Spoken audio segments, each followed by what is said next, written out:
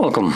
In front of me is an iPhone SE from 2022, and today I'll show you how you can capture a screenshot on this phone.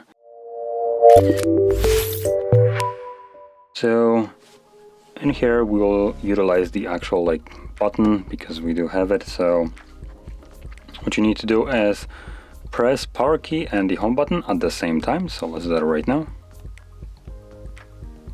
After unlocking it, there we go. So you can see once you press both of them, it's just a quick click. You don't need to hold it or anything. It will give you this pop-up right here, which signifies that you have captured your screenshot. And that screenshot can be found in your photo gallery, which you can see right over here. Whoops, I didn't actually want to press that. There we go. Once you get to go to the actual application. So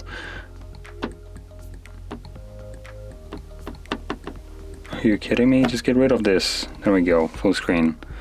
So there is the first screenshot and here is the second one. I have captured two, one before I started recording, so that's why there are two of them.